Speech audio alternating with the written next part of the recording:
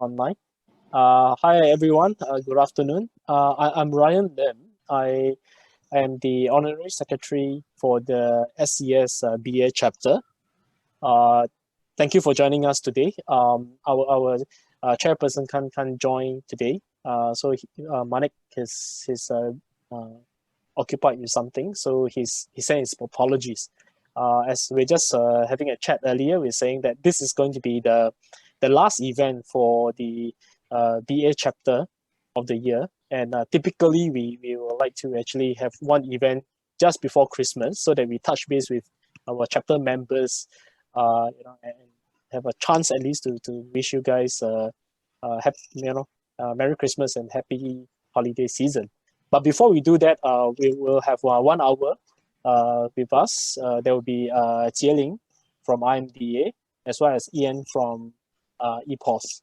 All right, Jie Ling is from IMDA, and her section will actually be sharing with you more on what IMDA can do to help you in terms of the analytics support for SME, as well as a new AI project office, all right, that is available.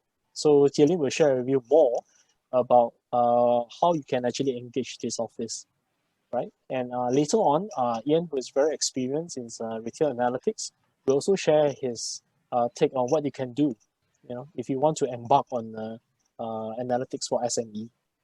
Okay, so without further ado, maybe I'll send it over to Jie Ling, and I'll pass it over to you. Are you ready, Jie Ling? Yep, let me share my screen. Sure. Okay. Okay, are you able to see my screen? Yes. Okay, that's great. Good afternoon, ladies and gentlemen. My name is Jie Ling from IMDA.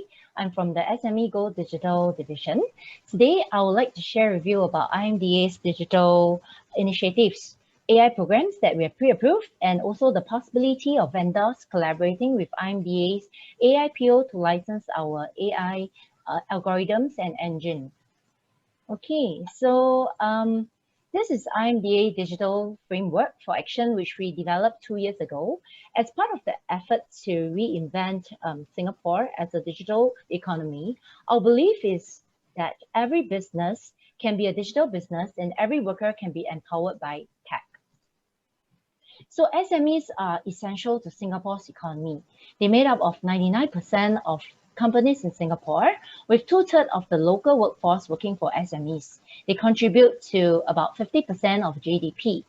Hence, it is important for SMEs and the local workforce to adopt digital solutions, use data analytics to derive actionable insights, and to improve their business. IMDA has launched 16 sectors through our industry development plans, launched 230 pre-approved solutions, and supported over 40K SMEs with digital solutions. Partnerships with banks and telcos also help us drive and increase adoptions. A study by MTI was completed in 2019 to show how digitalization has benefited SMEs. Firms who have adopted solutions with e-payment, e-commerce, data analytics are able to see more than 26% value added, and an increase by 17% in productivity. At SME Go Digital, we have made it extremely simple for SMEs to digitalize. If you are at SME and would like to find out more about our pre-approved solutions, scan this QR code over here. It will bring you to our SME Go Digital website. You can see all the different solutions categories available. Solutions are grouped by IDPs, so SMEs can also get help from our business advisor in the SME centers, such as ASME, SCCI, and so on. Oops, sorry. Okay, so these are the 16 Industry Transformation Map ITM sectors, which we have launched since 2017. So new IDPs will be launched in FY 2021. For example, healthcare, marine and offshore. As data analytics is essential for drawing insights to improve business, in each of these IDPs, data analytics requirements are part of the solution evaluation criteria. Solutions must have good data analytics in order to be pre-approved. In this slide, you can see some pre-approved vendors logo. With over 230 pre-approved digital solutions, SMEs can gain access to the list of pre-approved digital solutions that are proven, market-tested, and cost-effective and suitable to their budget and needs.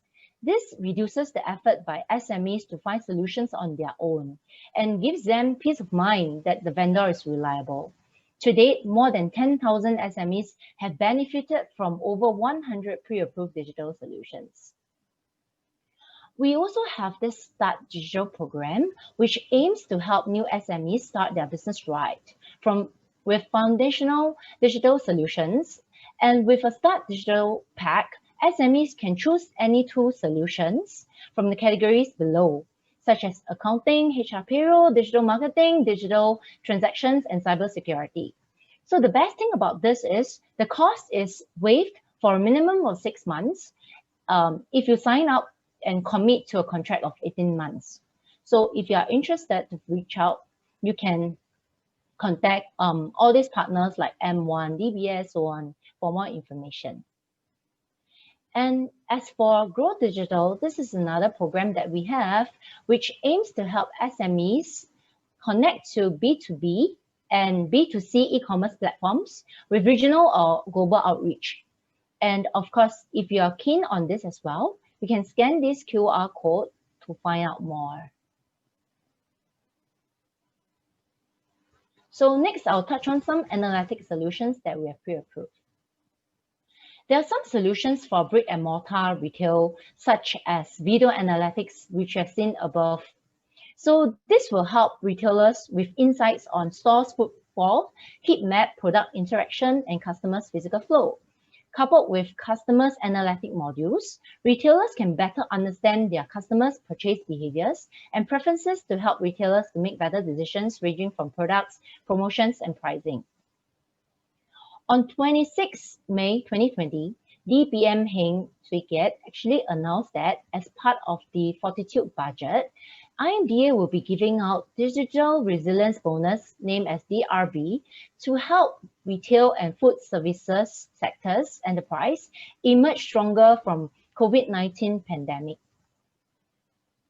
So a bonus of up to $10,000 will be given out to qualified UENs in the food services and retail sectors. These businesses must meet the mandatory baseline requirements and show evidence that they have adopted digital solutions with at least 1 month usage. For UENs that use a data mining and analytics solution, they may get up to $5,000 payout out of the $10,000.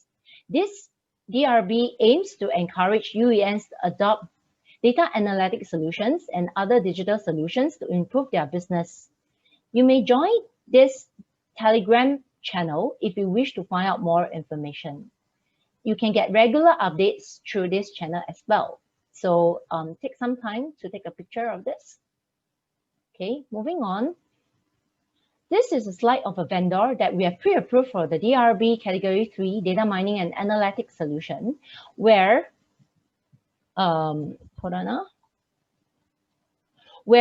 adopting this solution will help qualified UENs receive 5K DRB payout. So this solution is called Omnilytics. It's a retail insight platform that helps brands and retailers understand what customers are buying now and identify where customers are buying from today. It brings about market insights through collecting and monitoring product information, as seen from the screenshot here. So how does it work? It will monitor brands on a 24-hour basis, collecting data from online retailers' website across 49 countries and 85,000 brands. So insights are then, visualized in graphs and charts, as seen here, and then this company will train and build their AI algorithms to capture large amount of data on a daily basis more accurately and effectively for retailers and brands to utilize easily. So by building complex AI algorithms comprising of different data points, Omnilytics is able to process large amount of data to support companies in conducting data-driven strategic planning and trend analysis more effectively. So next, I would like to share with you about our IMDA AI Program Office, which can help our vendors adopt AI easily. IMDA's AI program, AIPO vision, is to help industry partners translate existing MPVs to deployable products by infusing our AI assets into partners' products that require AI. Together with partners' resources and IMDA's AI resources, partners can go to market with a deployable AI product. These are the current AI technologies available for vendors to license. Today, we'll be touching on cross-selling engine, which is to be licensed to digital resilience bonus vendors. There's no cost in adopting these licenses, as our vision is to help vendors develop AI solutions and to go to market fast with a proven AI engine. These are some of the reasons why retailers and malls need to transform. One of the reasons I'd like to highlight would be the difficulty in making personal connections with offline shoppers. Most online shoppers are easily identified by their login details. However, offline customers may or may not have membership information. In addition, retailer sales may also be hit hard by increasing competition from e-commerce. The next slide will explain how cross-selling can be deployed to address these challenges. Using AI and machine learning algorithms, retailers are able to provide targeted and personalized promotions in real time. For example, when a customer checks out at the Minimart, a promotion can be shown based on a correlated item being purchased. Retailers can also do targeted marketing campaigns to bring footfall to the malls. The cross-selling engine is a machine learning engine that uncovers correlation, generates insights, and customized recommendations for consumers, similar to market basket analysis. If item A is purchased, then likely B is purchased. Hence, we recommend B to the consumers. In order for the cross-selling engine to work, transaction input data such as receipts from POS, CRM data, real-time user interaction data are required for the engine to generate meaningful recommendations. So there are 7 algorithms developed for the cross-selling engine. We have divided the algos into 2 categories. The first part, under exploitation, there are 4 algorithms which will propose recommendations based on data on the products you normally buy.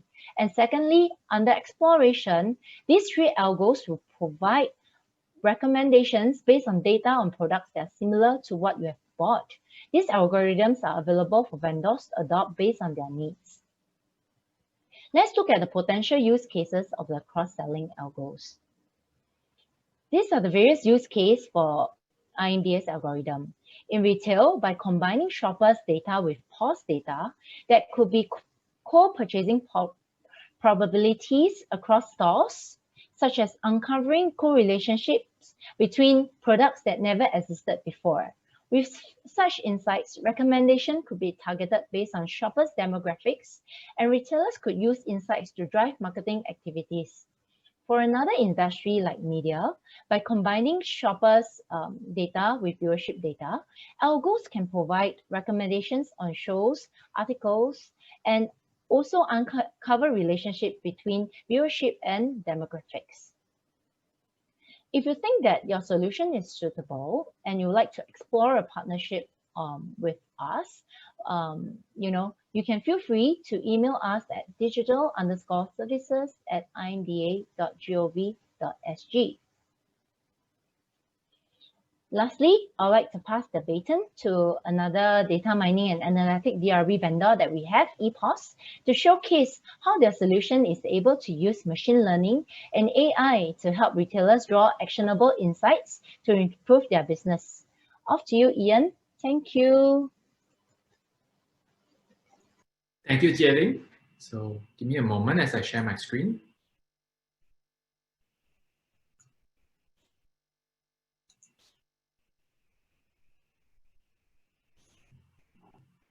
Okay.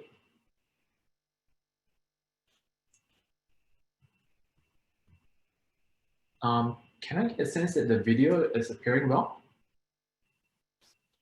Can everybody see my slides? Yes, I can see your site, Ian. Okay, sounds good. Sam, let's go ahead. So very quickly, today's agenda. First, we'll cover an introduction of EPOS and how we typically help SMEs, where we see ourselves fitting into the data analytics landscape. Next, we'll look at our SME customer profile. And then we'll look at some of the challenges involved in implementing data analytics for them. So we have implemented about 100 plus, just above 100 data analytics solutions for SMEs to date over the last 6 months. So we'll be talking about some of the challenges we have discovered. We'll then speak about how we overcome these challenges and how our data analytics modules have evolved over the last 6 months to overcome these challenges that we've seen. Lastly, we'll end off with the Q&A. So in terms of EPOS, what do? We do point of sales. So your traditional POS system where the cashier does the checkout. We do the CRM marketing portion as well. So basically, how do you keep track of your customers' data through a loyalty program or some sort of rewards point system? Inventory management, accounting, e-commerce integration, as well as any sort of accounting, B2B invoicing, ERP type solution. So EPOS serves over 4,000 SMEs in Singapore today. These are some of our bigger clients. So Umart, which is the former Econ Minimart, is one of our main retail clients. They have about 60 outlets in Singapore.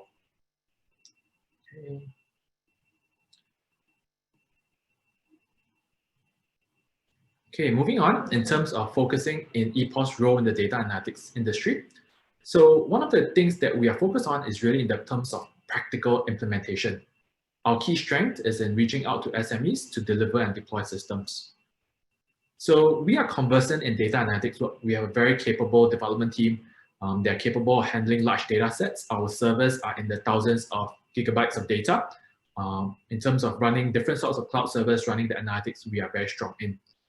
Typically, we are not the data analytics algorithm experts. In this case, we usually partner. So A-Star I2R is a partner of ours.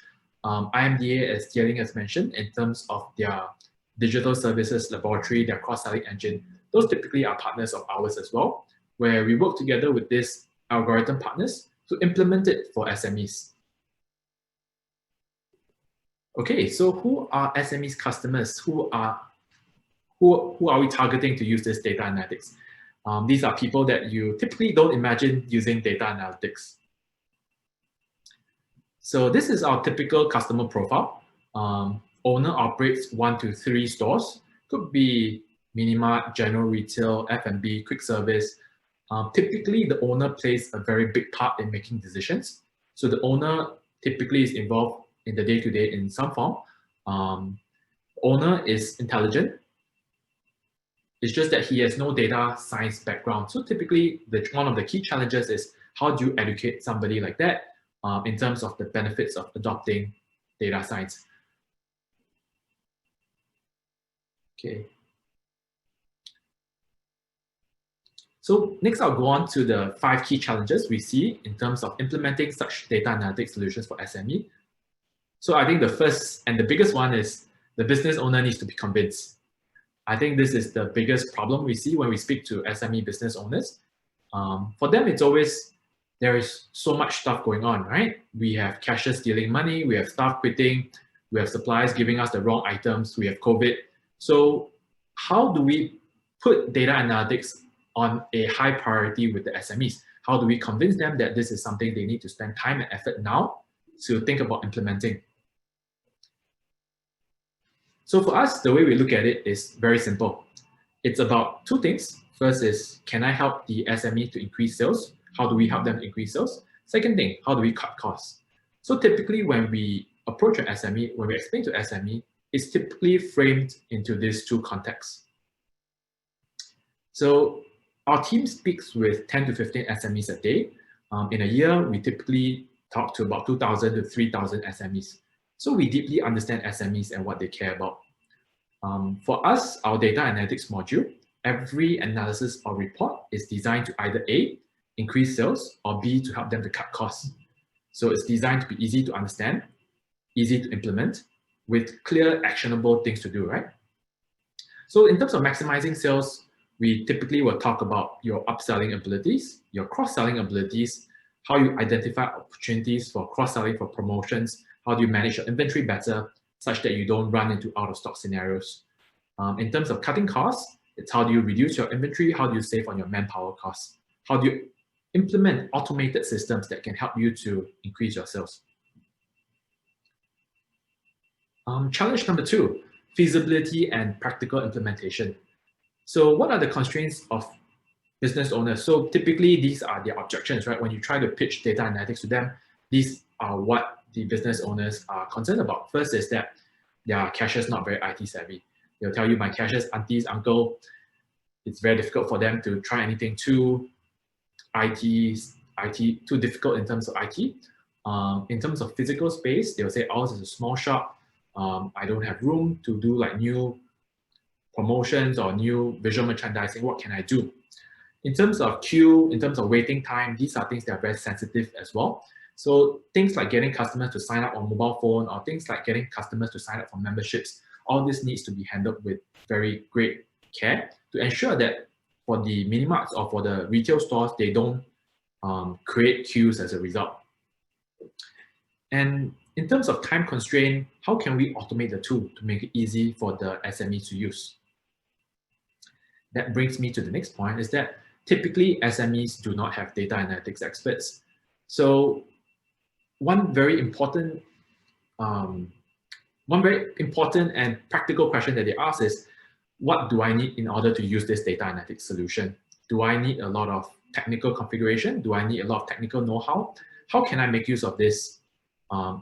What are the results that come from this, and how do I make use of the recommendations? So our system is targeted at lay people. So it's designed in a way that lay people can understand as well. In terms of data quality, that tends to be a very big problem with the SMEs that we have worked with so far. So there's a lot of leftover data from many, many generations ago. There are random shortcuts and codes. We have SMEs doing 1 for X, 3 for 30X. They just enter like a key and the X pops up. So it's very random codes like that.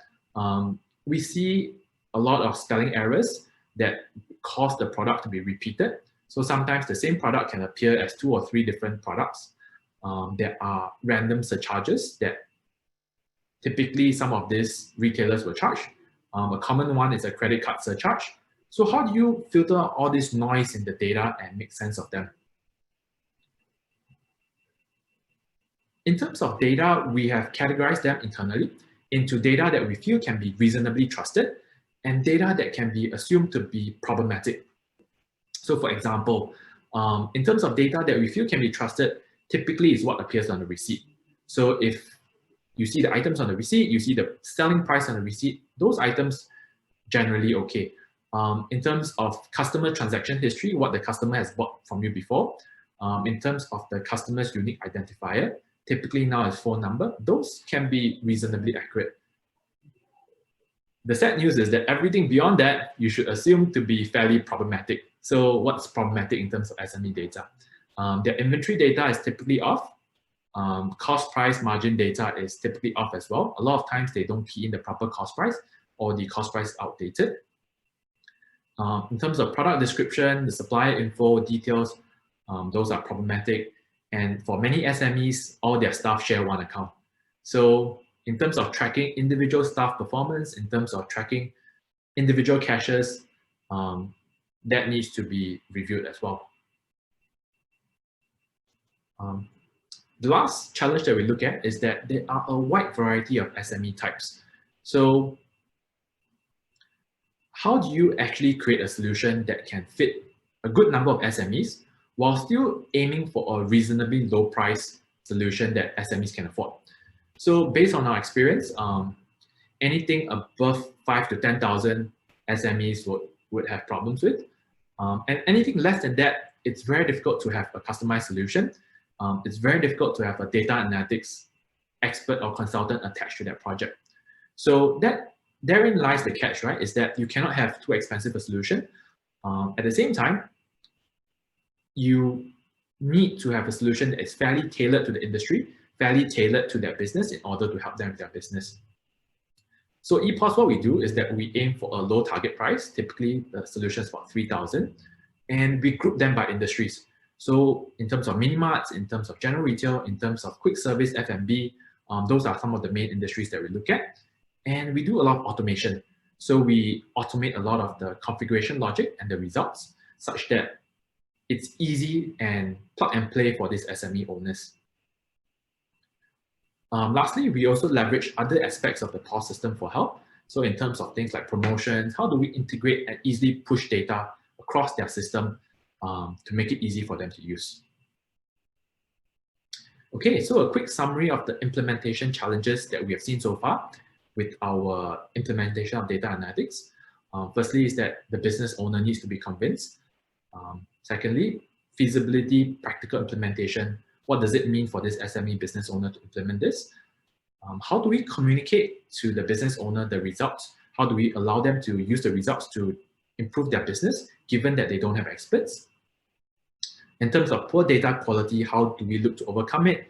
And in terms of the wide variety of SME types, how do we make the solution fairly scalable across these different SMEs? So moving forward, I'll go through some of our data analytics highlights, and we'll reference all 5 of these challenges and how specifically each of our data analytics module overcomes some of these implementation challenges that we have seen. So today we'll be going through 4 of these analytics modules. The first being your automated upselling. How do you push more products at the point of sales such that the customer is incentivized to buy more?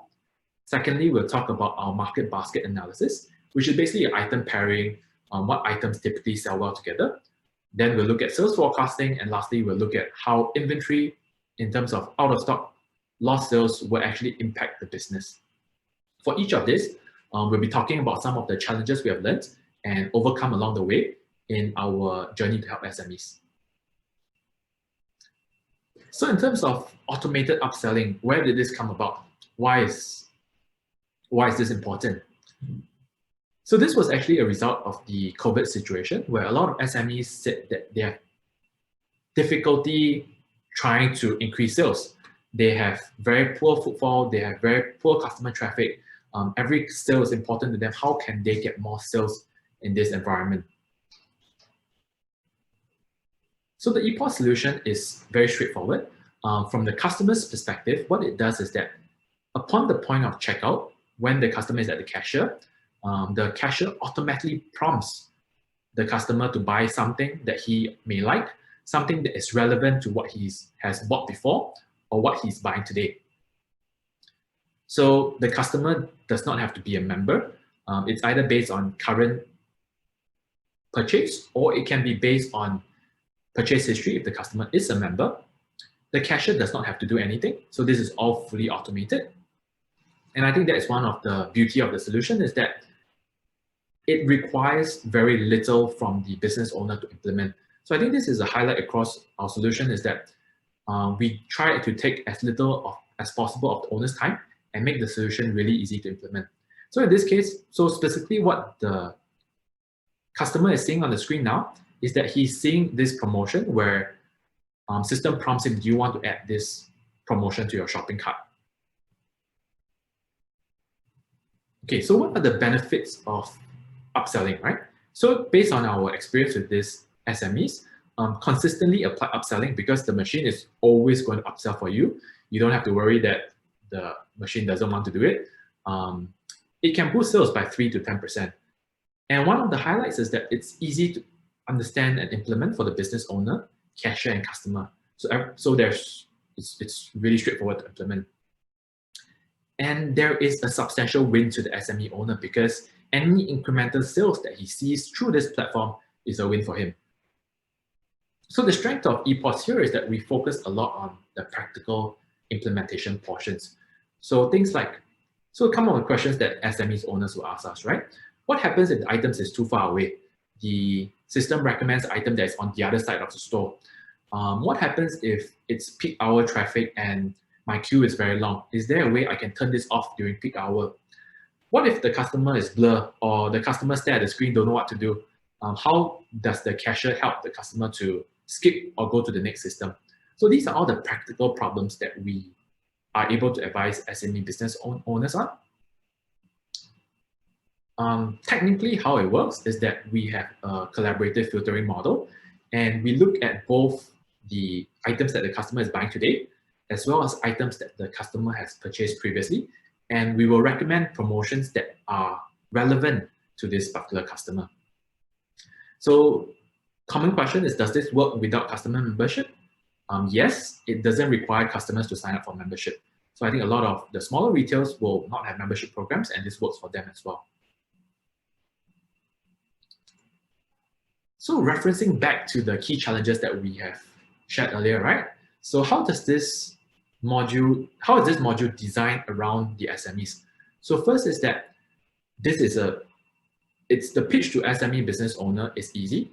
They understand that upselling makes sense. They think about McDonald's where they always ask you about upselling, and they reference back to how come when they always train their cashiers to upsell, their cashiers still don't upsell. So naturally they feel this frustration, and they agree that upselling works. So we design things like that where it's easy for them to understand. In terms of feasibility, in terms of practical implementation, they'll ask about things like queue times. How do I make sure this doesn't turn on in my peak hours? How do I make sure it comes on only in my certain off-peak hours? How do I make sure that my items are not so far away? So one thing interesting is that this requires no additional work from the business owner.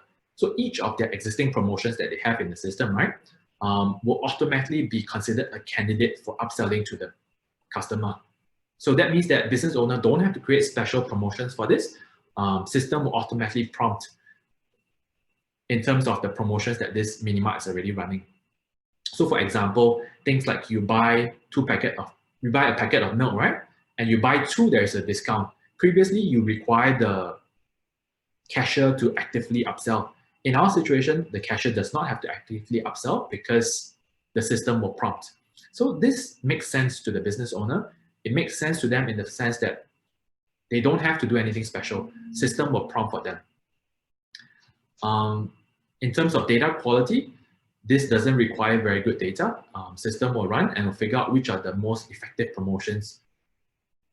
And across a wide variety of SMEs, this system in terms of upselling works. Okay, next I'll go on to our market basket analysis. Simply put, this is about discovering associations between items. What do your customers normally buy together? So that's how we phrase it to SME business owners is, what do your customers normally buy together? What buying patterns do you see? So one thing interesting about our system is that it's very graphical. It's easy for SME business owners to grasp, and it's easy for them to understand, oh, these items are linked together. So let me zoom in a bit. So in this particular instance, this was during the COVID period. People were buying different product sizes. So they were buying the Anchor beer in terms of 490 milliliter size together with the 320 milliliter size. They were buying beer across a variety of brands. So they were buying Heineken with Anchor with Tiger. So actually the business owners was quite puzzled at the start, right? Is that, how come you are buying different brands of beer, different sizes of beer? Don't people normally have a preference for what they want to drink? So upon further investigation, they realized that, oh, because during COVID period, people cannot go out, so they invite people to their home. That's why they buy a variety of beer.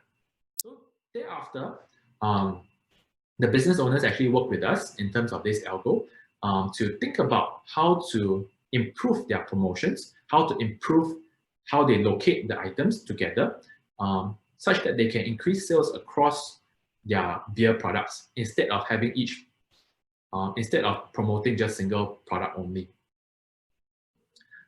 So a lot of times people see flavor-based promotions as well. So for items where people typically buy across flavors, such as your Poca peach tea with your Poca green tea, these are prime candidates for promotions, for implementing promotions on. Okay, yeah, so you can run data across stores, across time periods, across sensitivity. So this gives the business owner a lot of food for thought. Then typically they will try to understand why people are buying these different things together. Okay, so given that business owners can identify the correlations between items, right? What is next? Typically two things. First is your promotion planning. So promotions meaning that we encourage them to do things across brands, across product mix. So this is not so common with SMEs. So for example, buying milk and buying bread, that typically is not a cross promotion that SMEs do, whereas that is one of the correlations that we typically see. So in terms of being more strategic around promotion planning, this is something that we encourage them to do. Second thing is that in terms of your item location, it's some of the snacks, some of the candies, it's important to place them next to key traffic generators, next to things that people normally buy. So these are some of the benefits that the business owner can implement. Technically, it's using an a priori algorithm. We mine the receipt level, transaction level data to uncover the item combinations. So again, in terms of the challenges, what have we noticed or how have we helped to overcome these challenges faced by SMEs? Again, firstly is that it's easy for the business owner to understand. People buying products together makes sense. And the way we pitch it is about helping SME business owners to identify buying patterns. So I think this is a consistent thread throughout our journey is that it's not about the algos or the advanced AI, ML that you're doing. It's really about what is the tangible end result for them. So in this case, it's about helping them identify buying patterns that they can then leverage upon. Second thing is that in terms of feasibility, in terms of practical implementation, it's easy for them to understand. So things like the graphs where they can pick apart the items and they can see which items are linked to each other, that's easy for them to use. It's easy for them to understand. In terms of data quality, we allow them to remove products that don't make sense, that don't contribute much to data, that don't contribute much to the analysis. So some of the surcharges we have seen are things like credit card surcharge. Because it appears so often, it gets linked to a lot of products. But it doesn't make sense as a product, right? Because nobody's going to buy a credit card surcharge. So it's things like that where you can remove, you can pick out certain items from the analysis and say that this doesn't make sense to me. In terms of configuration, typically for a market basket analysis, there's a lot of configuration, a lot of things you can play around like support level. So what's interesting in this example is that we realize that SMEs don't need to know about support level, and typically it's just way above their head. The more configuration options we give them, the more complicated it gets for them. So how we tackled this problem is that we automated it. So the system will start off with a more sensitive support level, and it will try to look for product associations. If the results are not there, it will try again with a less sensitive support level. So this is all fully automated. So by the time the business owner looks at the data, right, there is always correlations for them. So technically, different businesses will run at different support levels. So for example, your F&B, they have fewer product SKUs. Typically, it's more common for them to see products being sold together. In a mini mart with 4,000-5,000 SKUs, it's less common for products to be sold together just because of the variety of SKUs. So all this is automatically handled by the system, which slowly adjusts the support level such that both F&B and retailers will see good results appearing. Okay, so next we look at our inventory out of stock analysis. This is something that strikes a lot of business owners very deeply because they always face the problem of certain items going out of stock. Let's say you go out of stock on Friday, the supplier can only deliver Monday or Tuesday next week. How much sales would you have lost over the weekend? That's something that this report aims to identify for them. So in this particular example, the highlighted box in red shows that in terms of this week, the business owner could have seen an increase of $2,000 in sales if he had managed his inventory correctly. So because certain items ran out of stock, sales was 2,000 less than it should be. So here you can see which products ran out. So in this example, the Carlsberg ran out, and you can see when the products ran out. So in this example, the products ran out over the weekend. So it was out of stock on Friday, it was out of stock on Saturday, and that's why it contributed to the loss in sales. So this is a very visual number for the business owners to understand. They understand the impact that their sales is not as good because these products ran out over this period. So in terms of why this product makes sense for SMEs is because it's very easy for them to understand the numbers. It's very easy for them to understand that they have under-ordered on these items and they have lost sales. What we typically see for a lot of larger SMEs is that a lot of people focus on making sure that their staff do not over-order. So they will always set their KPIs around how much wastage did the staff create through their over-ordering. That causes a lot of staff to err on the side of safety and to under-order. So in this case, what we're trying to do here is that we're trying to encourage SMEs that you should make sure that you encourage the staff to order the right amount, not to under-order, not to over-order, but to think about what makes sense and order a reasonable amount. Yeah. So what it is here is that, again, it shows the duration of store operations where different products are out of stock, and it shows which products, when they're out of stock, to help the SME business owner to take real action. So going back to the 5 key challenges, in this case, it's easy for the business owner to understand that when your products run out of stock, you lose sales. In terms of practical implementation, there's no configuration required. Everything runs automatically. So one of the things that we notice is that inventory is typically a poor data quality item. So how do we overcome the fact that a lot of SMEs don't key in their inventory properly? I mean, if your inventory is all negative or all zero, then it should be permanently out of stock, right? And that will screw up the data analytics. So here we have an interesting solution where we look at whether this product has seen any sales in the last 4 hours. So let's say the shop is operating for the last 4 business hours, but this popular product hasn't sold for the last 4 hours. Then we'll do some analysis on whether we think this product is out of stock and track your sales and track your lost sales based on that. Yeah, so this is applied to typically the more popular products that should typically sell at this point in time. Let's say during Friday evening, this product should typically sell, but there's no sales for the last 4 hours. So does it mean then that it's out of stock?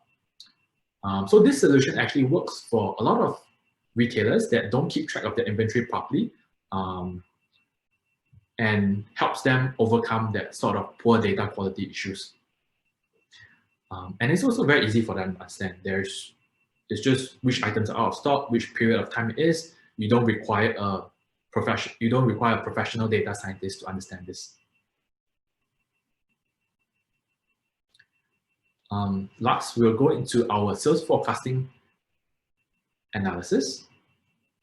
So what this is that it does a next 7 days forecast for your shop, taking into account a variety of factors such as public holidays, school holidays, weather forecasts, weather patterns, and it'll give you a forecast for the next 7 days. So this was late July, before the Hari Raya weekend. So Friday was a public holiday. So the system, based on the fact that it's going to be a public holiday, given that, then the system actually predicts that this will be a better day than usual. Not only that, the system actually forecasts which categories that you should particularly stock up upon. So in this case, system highlighted beer, beverages, as well as cigarettes as things that you should stock up ahead of the long weekend. Okay, so yes, what actually happened was that the Saturday and Sunday of the weekend was within 1% of forecast. for that Friday public holiday, sales was significantly more than even what we had forecast. And the key increase in sales came in terms of the areas that we identified. So the beer, the beverages, the cigarettes, these accounted for 90% in terms of the increase in sales.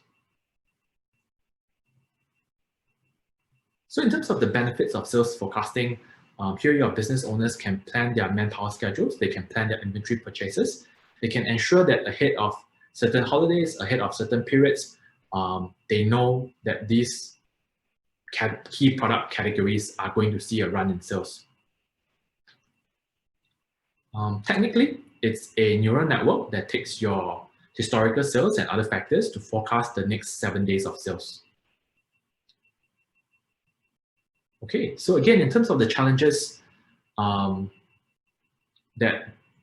terms of implementation challenges that we saw, so it's easy for the business owner to understand because it's all about holidays, it's all about patterns, right? So business owners appreciate that there are certain patterns that they need to watch out for.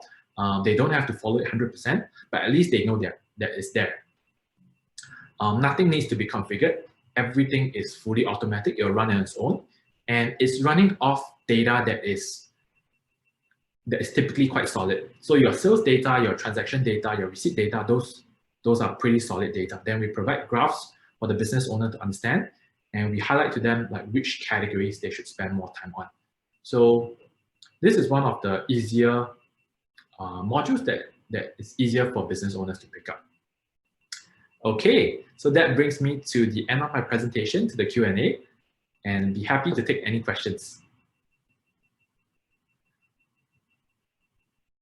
Let me see. I think there's one question. Great. Thanks, Ms. Jelling, the Senior Manager from IMDA, and also Ian Chong from the founder and CEO from EPOS. Yeah, so here we have one questions from the participants for Ian. So basically, does the EPOS make use of the data collected from your client in the sense that your data is kind of like putting into the central database and then can be used to identify what are the most popular items in the market, and then can subsequently suggest to the retailer like what kind of product will be highly in demand so that they can restock. Yeah. To some degree, yes, in the sense that we will use the data across our clients to train the model. However, we do not share data between clients. So all your data strictly belongs to you. It's used to train the AI model such that certain patterns in terms of, let's say, holiday patterns, weather patterns, those are used to train the model, but specific data sharing between clients, that is not something that we would allow. Yeah, thanks. Right, that will be good. Yeah, so ladies and gentlemen, so here we are now in the Q&A session, so feel free to post your questions, if any. And just for information that this session is basically recorded, so if you miss out any important informations, you can always visit our SES websites and to play back these sessions.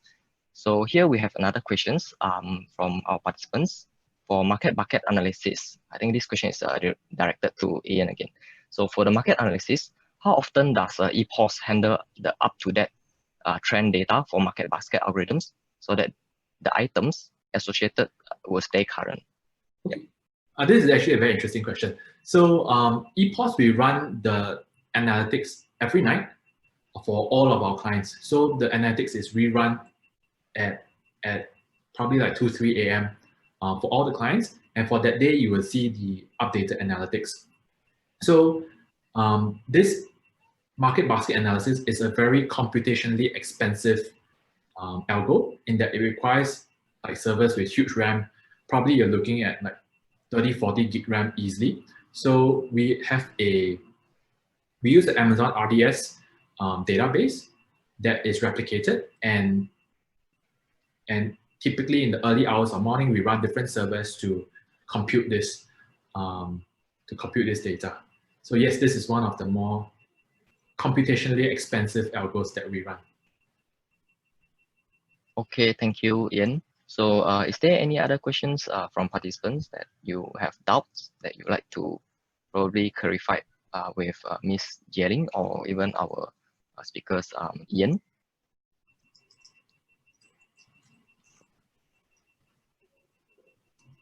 Okay, if no question, I have a question, Jian.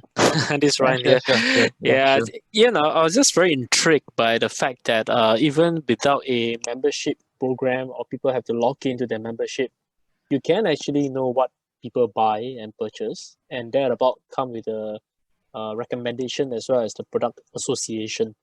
So maybe can you just share how that is done, especially if people don't have a membership program? Okay, so this is actually very common in that somewhere in the order of 95% of our SME clients don't have a membership program. Less than 5% do. So it's important we have a solution for them. So how this works is that we actually track product purchases on their own, which means that each product, right, we analyze the association between all the other items. And for each product, we have an associated list of items. So if a customer today, he would be buying other stuff. So let's say if today he's buying certain brand of tobacco, and we know that these brands of tobacco, typically when people buy, they buy this brand of soft drink or they buy this brand of candy. So that is what we're going to push to them. Yeah, so it's based on what they're buying today and based on what our systems have run for that particular products that they're buying. Interesting. Okay. So just to clarify, so yeah, so when that is done, so in other words, we can only make an assumption that this person A represents one point, and basically this is the association for this particular point itself. So without a membership program and identification of the person, we will not know that, okay, Mr. Ryan is here today buying this basket of goods, and he's more likely to purchase a similar product. So that is not possible, right? We just have to know that this person behave in a certain way, right? Correct. Okay. A lot of the benefit that we see here is actually just having the system upsell all the time. So the fact is that a lot of cashiers at your regular retail don't upsell. So having a system that upsells all the time, even if the system is making use of limited data, the fact that it's upselling all the time generates a lot of the excess returns that you see. Okay. Okay. Thank you. Makes sense. So regardless of whether the person is Ryan or Yen, it doesn't matter. It's just upsell. Yeah, the likelihood of success is there. Yeah. Likelihood of success is there. Yes. Okay. Thanks. Thank you. Yeah, so I think for the interest of the time, I think we are almost arriving at the end of the session. So we'd like to share with everyone our next event. So probably you can look at our screen sharing on the next. Sorry, the feedback form first. Oh yeah, feedback so form. sorry, participants. So we have this 2D barcode on our screen here on the SCS thumbnails. So probably can help us to tell us what is your feedback regarding to these particular sessions. You can take 1 minute to feedback to us.